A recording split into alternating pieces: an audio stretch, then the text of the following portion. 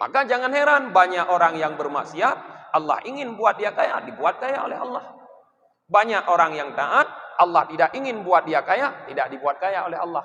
Tapi persoalan nikmat, siapapun yang syukur, pasti Allah tambah.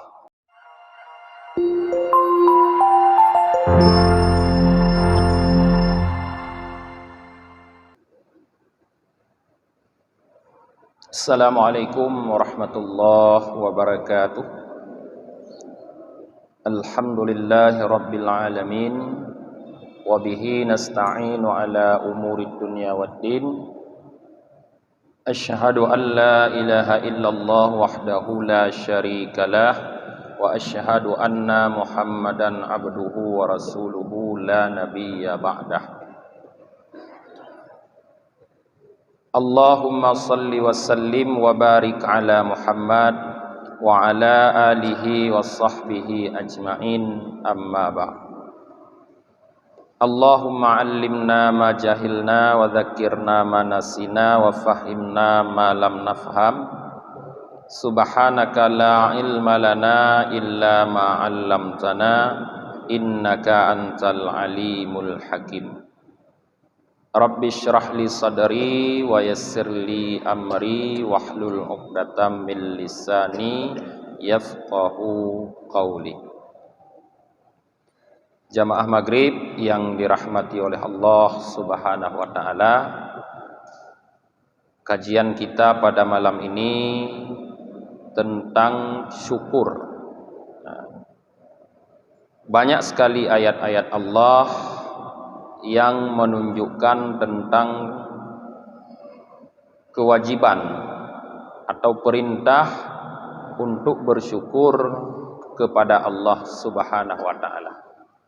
Di antaranya Allah Subhanahu wa taala menyebutkan dalam Al-Qur'anul Karim, "Fadhkuruni adzkurkum washkuruli wala takfurun."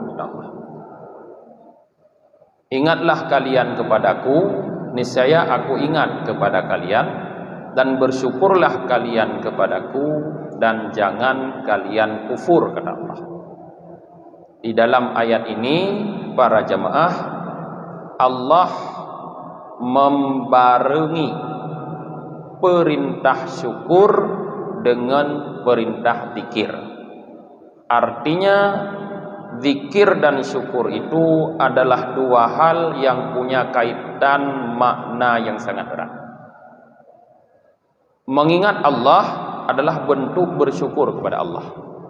Berpaling daripada mengingat Allah adalah bentuk kufur kepada Allah Subhanahu wa taala. Kemudian ayat yang lain Allah mengatakan, ma yaf'alullahu bi'adabikum in syakartum wa amantum. Selama kalian bersyukur dan beriman kepada Allah, Allah tidak akan mengadab kalian. Atau dengan arti yang lain, ma yaf'alullah bi'adabikum, Allah tidak akan mengadab kalian in syakartum, jika kalian bersyukur, wa amantum, dan kalian beriman. Di sini Allah barengi kalimat syukur dengan iman. Artinya punya kaitan syukur dengan iman. Syukur adalah bahagian dari iman. Tidak mungkin seseorang bersyukur kepada Allah kalau dia tidak beriman kepada Allah Subhanahu wa taala. Iman seseorang dan syukur kepada Allah menyebabkan Allah tidak mengadab. Tetapi di sini Allah mengatakan dengan kalimat jamak, sehingga untuk menolak azab daripada Allah perlu syukur kolektif, bukan syukur individu. Perlu iman kolektif, bukan iman individu. Sehingga seseorang yang bersyukur, yang tinggal di dalam masyarakat yang kufur, dia tidak akan selamat dari azab Allah. Seseorang yang beriman yang tinggal di dalam keluarga yang kufur pun dia tidak akan aman daripada azab Allah. Maka kita perlu mengajak keluarga untuk beriman, untuk bersyukur, perlu mengajak masyarakat untuk beriman dan untuk bersyukur agar semua kita terhindar daripada azab Allah Ta'ala. Jadi yang paling penting untuk menghindari azab, iman syukur kolektif, iman syukur seluruh masyarakat, bukan 1-2 orang dalam masyarakat tersebut. Kemudian dalam ayat yang lain Allah mengatakan wasanajzi syakirin, surah Al-Imran ayat 145. Dan kami akan memberi balasan kepada orang-orang yang bersyukur, kata Allah. Sifat syukur kita terhadap nikmat yang Allah berikan akan menjadi pemantik bagi nikmat yang lain yang belum diberikan, akan menjadi kail bagi nikmat yang lain. Di saat seseorang bersyukur terhadap satu nikmat, maka dengan syukurnya Allah akan berikan nikmat-nikmat yang lain. Bisa kita lihat juga dalam firman Allah Ta'ala, la in syakartum la azidannakum, kata Allah. Jika kalian bersyukur, sungguh akan kami tambahkan untuk kalian. Jadi ayat ini menjelaskan kepada kita bahwa sifat syukur terhadap nikmat yang Allah berikan memancing datangnya nikmat-nikmat yang lain. Jadi para jamaah, jangan andalkan kepintaran, jangan andalkan kemampuan, kekuatan, pengaruh atau sebagainya dalam menggais nikmat Allah. Di antara nikmat itu rizki. Coba andalkan apa yang Allah perintahkan, yaitu syukur. Coba Anda bersyukur terhadap nikmat yang sedikit yang telah Allah berikan, walaupun mungkin Anda tidak terlalu pintar, walaupun Anda mungkin tidak terlalu kuat, tidak terlalu hebat, tapi yakinlah dengan syukur itu akan datang berbagai macam nikmat. Sehingga kita bisa membaca para jamaah dalam kehidupan kita, banyak orang-orang yang memperoleh nikmat harta dari Allah itu bukan orang yang terlalu pintar, bukan orang yang terlalu hebat, bahkan kadang-kadang bukan orang yang terlalu bersusah payah bekerja, tapi karena di balik nikmat itu mereka bersyukur, berterima kasih, maka Allah berikan terus-menerus nikmat kepadanya.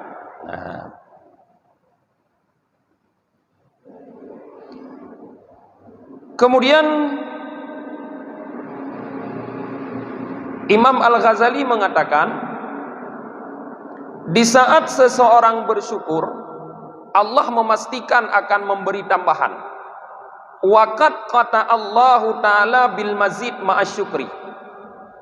Di saat kita bersyukur terhadap nikmat yang Allah berikan, pasti kata Imam Al-Ghazali, Allah berikan tambahan nikmat. Walam yustasan, dan Allah tidak buat pengecualian. Di dalam ayat itu kita tidak dapatkan pengecualian. Sehingga Allah mengatakan la in syakartum, jika kalian bersyukur, la azidannakum, pasti Allah tambah, tidak ada pengecualian. Tidak ada kalimat pengecualian. Tetapi ada 5 perkara yang Allah kecualikan. Wastasna fi khamsati asya, tetapi Allah berikan pengecualian pada 5 perkara. Pada pertambahan nikmat dengan sebab bersyukur tidak ada pengecualian, kata Imam Al-Ghazali. Tetapi ada 5 perkara yang Allah kecualikan. 5 perkara tersebut mana? Yang pertama fil ighna, pada kekayaan. Ada pengecualian. Yang kedua, wal ijabah, pada penerimaan doa. Ada pengecualian. Pada penerimaan ada pengecualian. Yang ketiga, fir rizki, pada rizki ada pengecualian.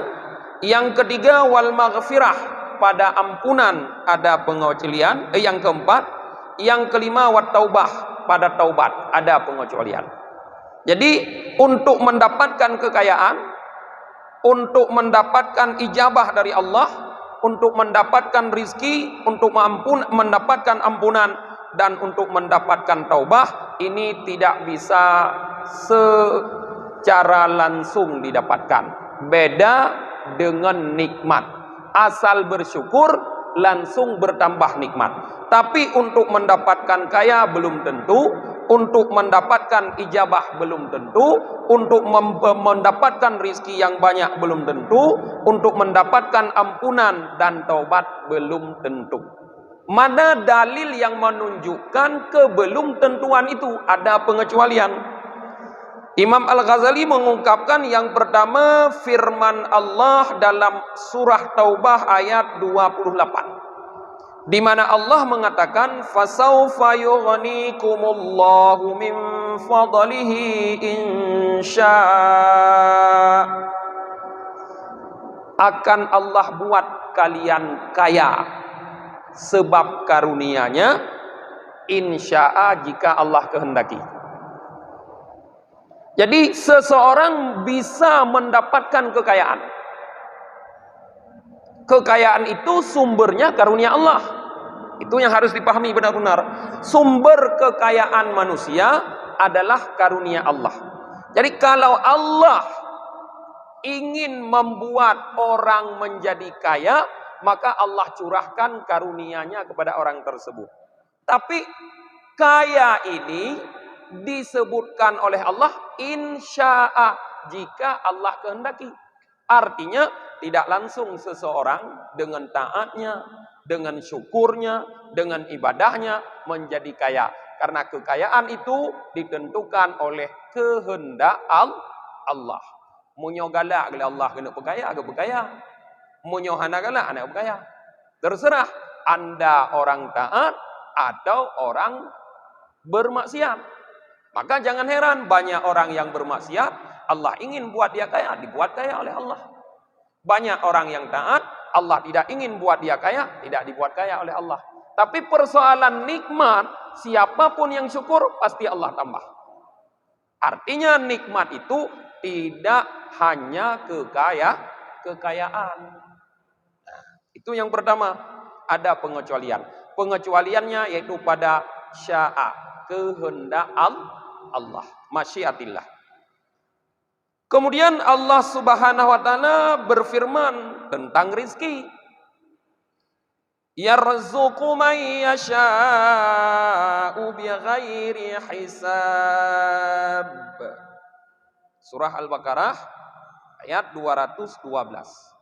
Allah mengatakan yarzuqu, Allah memberi rizki, may yasha, orang yang dia kehendaki, bi ghairi hisab, tanpa terhitung. Siapa yang Allah luaskan rizki di sini? Mayyasha, siapa yang Allah kehendaki. Jadi yang mendapatkan rizki belum tentu orang yang rajin bekerja, belum tentu orang yang bersusah payah bekerja, belum tentu orang yang terlalu pandai membangun usaha, belum tentu. Tapi yang mendapatkan keluasan rizki, may yasha, siapa yang Allah kehendaki. Boleh jadi kita yang dipilih, boleh jadi orang lain. Kemudian pengecualian yang selanjutnya pada ampunan. Lihat dari firman Allah dalam surah An-Nisa ayat 48, di mana Allah mengatakan yaghfiru ma duna dzalika liman yasha. Allah mengampuni selain demikian bagi orang yang ia kehendaki. Selain demikian di sini yaitu selain dosa syirik. Artinya semua dosa yang lain bisa diampuni oleh Allah. Tapi ampunan itu bukan atas paksaan, dorongan, atau keinginan makhluk. Ampunan Allah atas dasar masyiatillah, kehendak Allah. Siapa yang Allah ingin ampuni, diampuni. Yang tidak ingin diampuni, tidak diampuni. Tugas kita makhluk memohon ampun, menggoda, mengetuk pintu ampunan Allah agar mendapat ampun.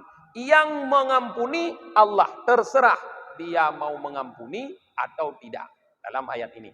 Artinya Allah mengecualikan ampunan. Tidak serta-merta seseorang mendapatkan ampunan. Untuk mendapatkan ampunan tergantung kehendak Allah.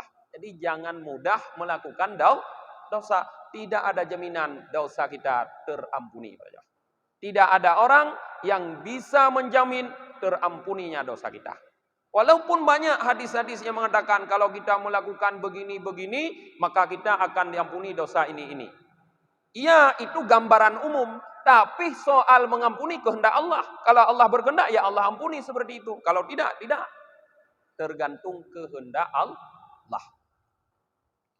Kemudian persoalan taubat. Allah berfirman dalam surah At-Taubah ayat 15. Wa yatubullahu ala man yasha. Dan Allah menerima taubat terhadap orang-orang yang ia kehendaki. Jadi di sini juga diistisnakan Allah, dikecualikan. Siapa yang taubatnya diterima oleh Allah? Yang ia kehendaki. Siapa saja yang dia kehendaki. Kebiasaannya, akhlak daripada Allah Ta'ala, sifat Allah Ta'ala, siapapun yang Allah ingin menerima taubat, maka akan Allah berikan taufik orang tersebut kepada taubat. So yang guna terima taubat Allah, diarahkan dia untuk bertaubat. Gebi taufik, diberikan taufik, diarahkan untuk bertaubat. Nah, taufik itu apa sebenarnya? Taufik itu para jamaah didefinisikan oleh Imam Al-Jurjani di dalam kitabnya Ta'rifat. Taufik itu adalah ja'lullah fi'lal ibadihi muwafikan lima yuhibbu wa yardah. Perbuatan seorang hamba dijadikan oleh Allah sesuai dengan keinginan, kecintaan dan keridhaan Allah Ta'ala. Jadi kalau seseorang mendapatkan taufik, perbuatannya itu selalu sesuai dengan kecintaan dan keridhaan Allah. Artinya apapun yang dia lakukan ada pada koridor keridhaan Allah kalau mendapatkan taufik. Ya. Jadi salah satu perbuatan yang dicintai oleh Allah adalah taubat. Buktinya apa? Allah berfirman, "Innallaha yuhibbut tawwabin." Allah mencintai orang-orang yang bertaubat. Berarti taubat adalah perbuatan yang dicintai oleh Allah. Siapapun orang yang diberikan taufik, maka dia akan bertaubat. Itu sifat atau cara Allah mengarahkan seseorang kalau Allah menerima taubatnya. Sehingga ada orang yang Allah tidak terima taubatnya, maka tidak diarahkan untuk bertaubat. Sehingga tidak terbersit, tidak ada keinginan dalam hati untuk bertaubat. Seperti iblis misalnya, Allah tidak punya keinginan untuk menerima taubat iblis. Maka tidak terarah iblis untuk bertaubat. Tidak pernah iblis bertaubat. Tetapi Nabi Allah Adam, Allah ingin menerima taubatnya, maka di saat beliau melakukan kesalahan, langsung beliau bertaubat. Langsung bertaubat, karena Allah ingin terima taubatnya. Nah. Kemudian yang selanjutnya, 1, 2, 3, 4. Nah.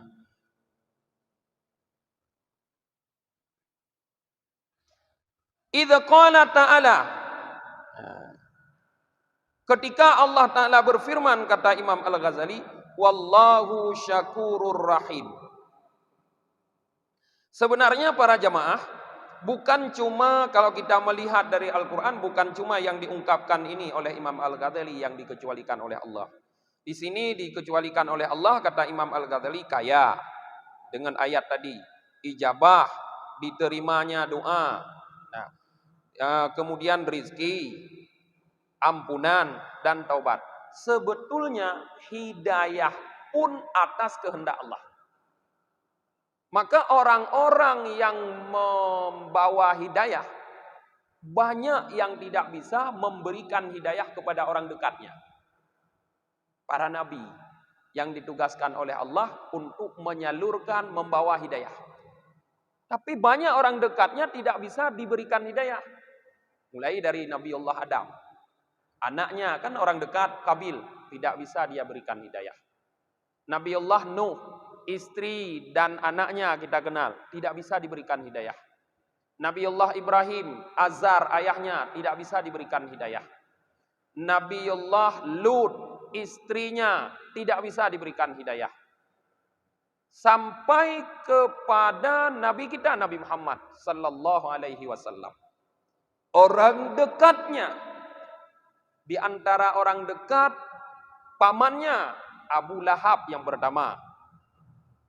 Yang kedua yang paling beliau sayangi, karena yang mengasuh beliau semenjak kecil sampai beliau dewasa dan menikah dengan Khadijah, Abu Talib. Sangat dekat, tapi tidak bisa beliau berikan hidayah. Sehingga di saat Abu Talib sakaratul maut, Nabi Muhammad berdiri di samping Abu Talib, diceritakan Nabi Muhammad mentalkinkan Abu Talib dengan kalimat asyhadu an la ilaha illallah wa asyhadu anna Muhammadar Rasulullah. Kenapa pakai asyhadu? Karena Abu Talib belum beriman. Kalau orang beriman tidak pakai lagi asyhadu la ilaha illallah. Abu Talib tidak mau mengucapkan, menggeleng-gelengkan kepala. Sampai Nabi Muhammad menjadi jaminan, menjamin kepada Allah bahwa tidak perlu pamannya mengucapkan wa asyhadu anna Muhammadar Rasulullah. Cukup asyhadu an la ilaha illallah. Tetap Abu Talib tidak mau.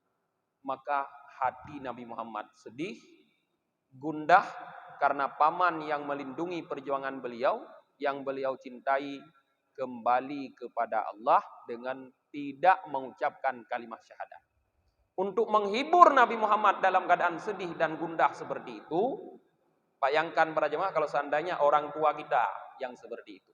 Allah turunkan ayat.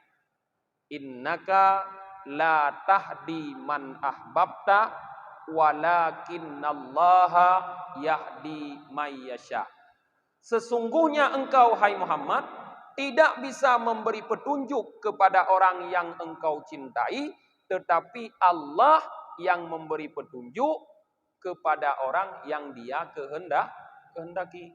Artinya hidayah juga dikecualikan.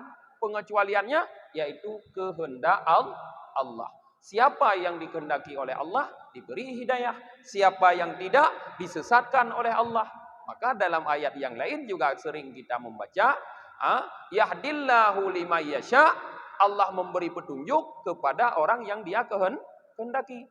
Dan juga ada kalimat wa yudlil may yasha, dan Allah sesatkan orang yang dia kehendaki. Artinya sebenarnya banyak pengecualian. Ya. Wallahu syakurun rahim. Dan Allah maha bersyukur, lagi maha penyayang. Qad ja'alallahu syukra miftahu kalami ahlil jannah. Syukur para jamaah, Allah jadikan sebagai awal atau pembuka kalimat yang diucapkan oleh penduduk surga. Di saat orang-orang sudah masuk surga, kalimat pertama yang terucap dari mereka adalah kalimat syukur. Buktinya mana? Allah mengungkapkan dalam surah Az-Zumar 74 ayat 74. Wa qalul hamdulillahilladzi sadaqana wa'dah. Mereka mengucapkan alhamdulillahilladzi, segala puji bagi Allah zat sadaqana wa'dah, yang telah membenarkan kepada kami janjinya, yaitu janji diberikan oleh Allah surga kepada hamba-hamba yang bertakwa kepada Allah. Itu kalimat pertama, syukur. Juga menjadi kalimat yang terakhir dalam doa penduduk surga. Allah mengungkapkan dalam surah Yunus ayat 10. Wa akhiru da'wahum anil hamdulillahi rabbil alamin. Akhir dakwah mereka, doa mereka penduduk surga adalah anil hamdulillahi rabbil alamin, bahwa segala puji milik Allah Tuhan semesta alam. Kalimat pertama syukur, kalimat terakhir syukur. Artinya kalimat syukur adalah kalimat penduduk surga. Maka siapapun yang bersyukur kepada Allah Subhanahu wa taala dalam hidupnya, mestilah dia menjadi penduduk surga. Sebaliknya, siapapun yang berkufur, yang kufur kepada Allah dalam hidupnya, mestilah dia jadi penduduk neraka. Karena orang-orang yang masuk surga tidak memiliki sifat kufur kepada Allah. Tergantung kita sekarang. Mau bersyukur atau mau kufur. Kemudian faqad qala Rasulullah sallallahu alaihi wasallam. Sungguh telah bersabda Rasulullah sallallahu alaihi wasallam, at-taimu syakiri bimanzilati shaimis sabir. Ini Rasulullah gambarkan kedudukan. Kata Rasulullah, orang yang makan dalam keadaan bersyukur, kedudukannya sama seperti orang yang puasa dalam keadaan sabar. Sama dua mereka. Orang yang makan dalam keadaan syukur. Misalnya kita berdua bersahabat, dua orang, satu puasa, satu tidak puasa. Orang yang puasa itu dia sabar dalam puasanya. Sabar maksudnya mengendalikan seluruh anggota tubuh untuk tidak bermaksiat pada Allah. Sabar lidah, sabar mata, sabar telinga, sabar hidung, sabar tangan, sabar kaki, sabar perut. Semua anggota itu dikendalikan. Dia sabar dalam puasanya. Sedangkan kawannya tadi tidak sabar. Sehingga di saat sampai waktu makan, kawannya makan. Oh, tidak sabar, tidak puasa. Kawannya tadi tidak puasa. Sehingga di saat sampai waktu makan, kawannya makan. Tetapi di saat makan, dia bersyukur sekali kepada Allah terhadap makanan yang dia makan. Dia bersyukur, berterima kasih kepada Allah. Dia menyadari bahwa makanan itu dari Allah. Rizki yang dia dapatkan itu dari Allah. Sehingga dia bersyukur kepada Allah. Kedudukan mereka sama di sisi Allah. Sama di sisi Allah. Orang yang makan tadi dengan orang yang berpuasa sama kedudukannya di sisi Allah. Tapi ini bukan puasa Ramadan para jemaah. Benten ya banding rono puasa aja lo kuno maju kuno bersyukur gerago antamayan. Itu karena puasa Ramadan puasa wajib. Ini puasa biasa, bukan puasa Ramadan. Waruya an Ata annahu qal, diriwayatkan daripada Ata bahwa Ata berkata, Ata ini muridnya Ibnu Abbas tabi'in. Dakhaltu ala Aisyah radhiyallahu anha. Aku masuk terhadap Aisyah, semoga Allah ridha kepada beliau. Artinya di saat Rasulullah sudah wafat, karena Ata tidak berjumpa dengan Rasulullah, karena beliau tabi'in, bukan sahabat. Beliau menghadap Aisyah maknanya. Fakultu, maka aku katakan kepada Aisyah, akhbirina bi'ajabi ma ra'aiti min Rasulillah sallallahu alaihi wasallam. Wahai Aisyah, coba ceritakan kepada kami apa yang paling ajaib yang paling mengherankan, yang paling aneh, yang paling mengagumkan yang engkau lihat dari Rasulullah sallallahu alaihi wasallam? Perbuatan apa yang paling mengagumkan yang dilakukan oleh Rasulullah? Coba ceritakan kepada kami. Kata Atak. Fabakat. Tiba-tiba menangislah Aisyah. Keluarlah air matanya. Wakalat, dan Aisyah berkata, wa ayyu sya'nihi lam yakun ajaban. Sebenarnya kata Aisyah, semua kejadian pada Rasulullah itu ajaib-ajaib. Ajaib-ajaib semuanya. Semuanya mengagumkan kejadian pada Rasulullah. Tapi ada yang paling mengagumkan kata Aisyah. Ada sebuah kejadian yang paling mengagumkan yang terjadi pada Rasulullah. Yaitu atani lailata fadakhala ma'i fi firashi au qalat fi lahafi hatta massa jildahu. Kejadian yang paling mengagumkan itu, suatu malam Rasulullah pulang ke rumahku kata Aisyah. Kemudian beliau masuk, kemudian berbaring di tempat pembaringanku. Atau Aisyah berkata begini, kemudian Rasulullah tidur dalam satu selimut bersamaku sehingga kulitku menyentuh kulitnya. Kata Aisyah.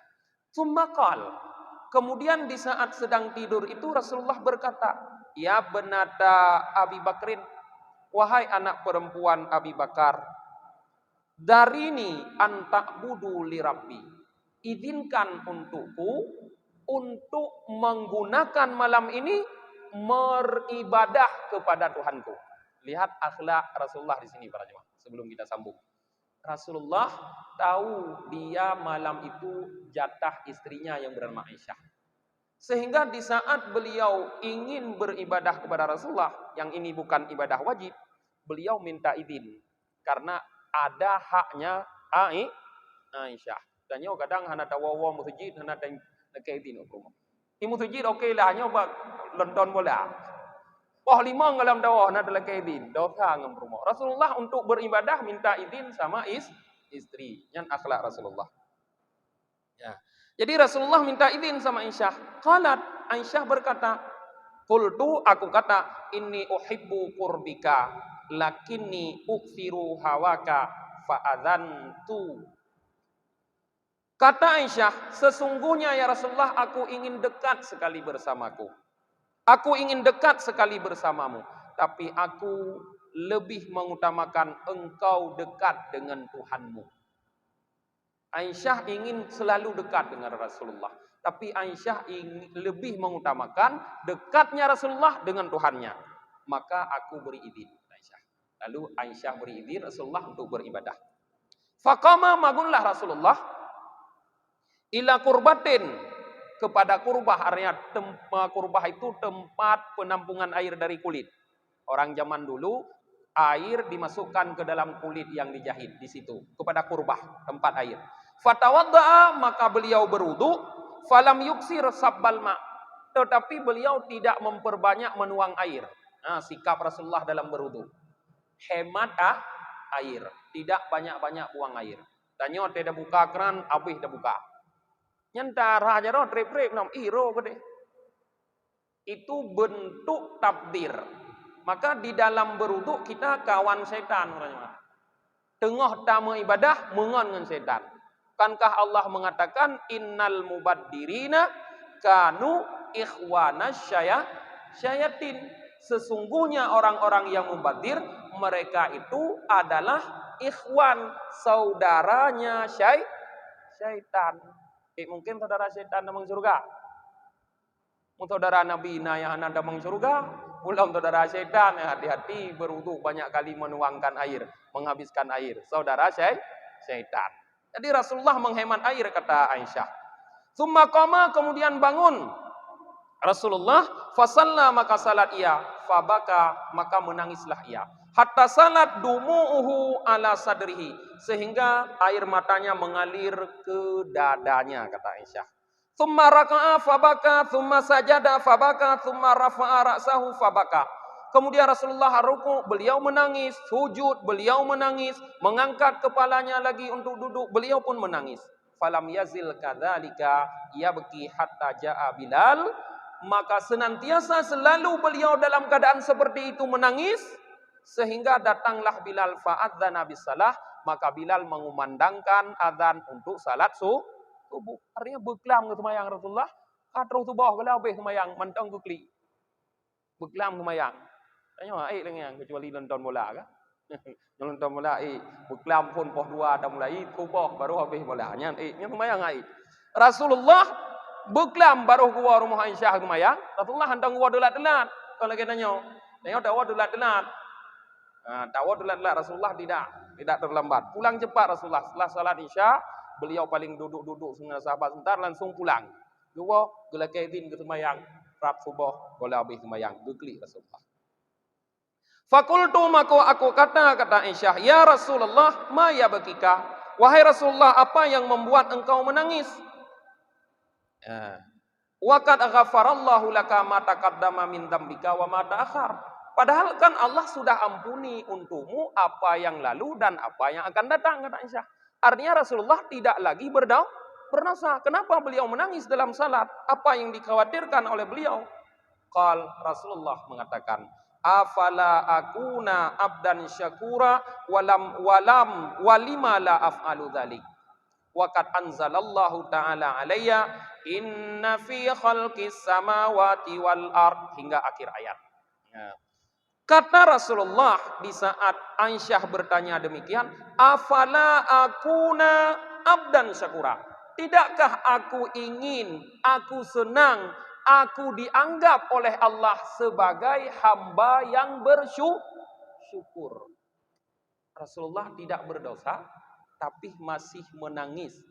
Tangis Rasulullah bukan tangis takut terhadap dosa, tapi tangis senang beliau, tangis gembira beliau karena Allah menganggap beliau sebagai abdan syakura, hamba yang bersyukur.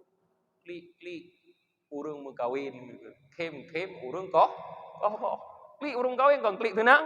Yang ke klik Rasulullah, merasa Rasulullah senang.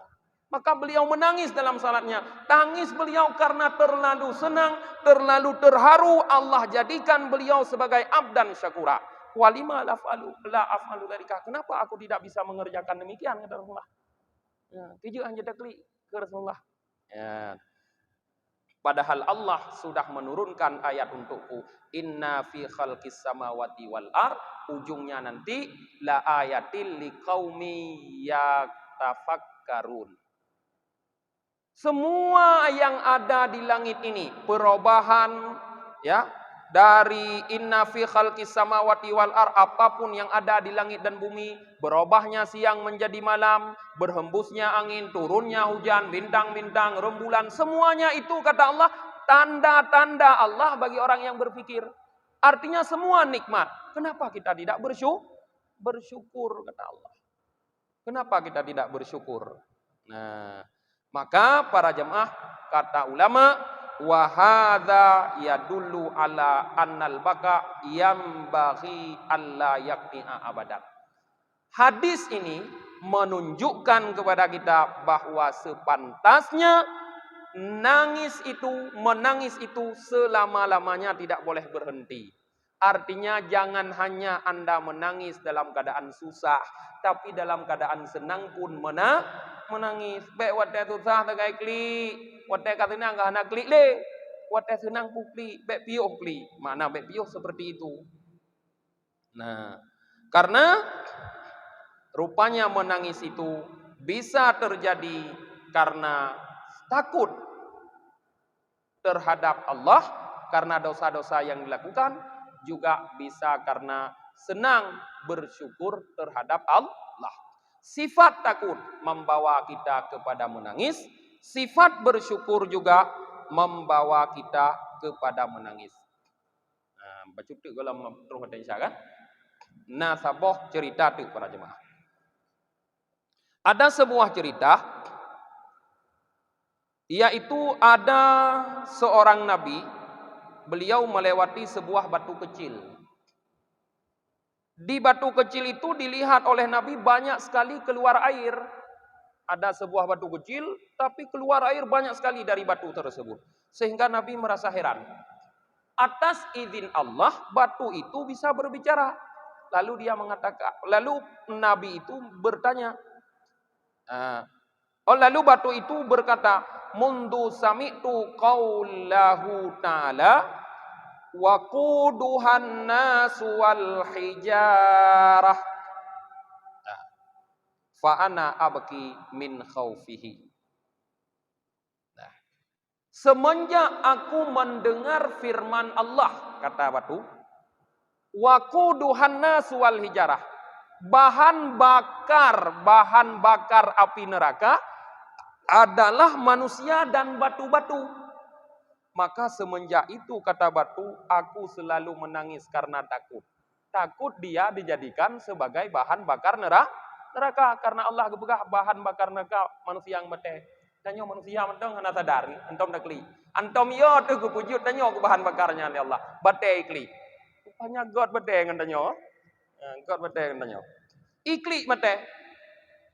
Maka fasa'alallah ayyajirahu minan nar fa'ajarahu. Maka Nabi itu berdoa supaya Allah melepaskan batu itu dari api neraka. Kemudian doa bejud jih ke bahan bakar neraka. Maka dilepaskan oleh Allah.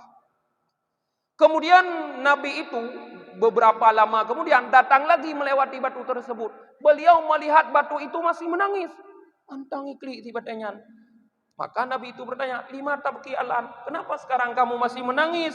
Faqala, batu itu mengatakan, "Dzaka bakaul khauf wa hadza bakaus syukri wasurur."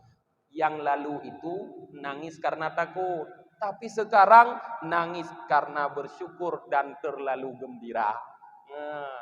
Kli urung kawin, kem urung tunat. Itulah seharusnya kita tidak berhenti menangis. Bagaimana batu saja menangis, apalagi kita manusia seharusnya lebih banyak menangis. Maka kata Nabi sallallahu alaihi wasallam, "Falyadhaku qalilan wal yabku katsiran." Sedikitlah tertawa, banyaklah menangis. Insyaallah kita sambung dalam pertemuan yang akan datang. Kita tutup pengajian dengan membaca doa akhir majelis. Subhanakallahumma wa bihamdika wa nasyhadu an la ilaha illa anta wa nastaghfiruka wa natubu ilaik.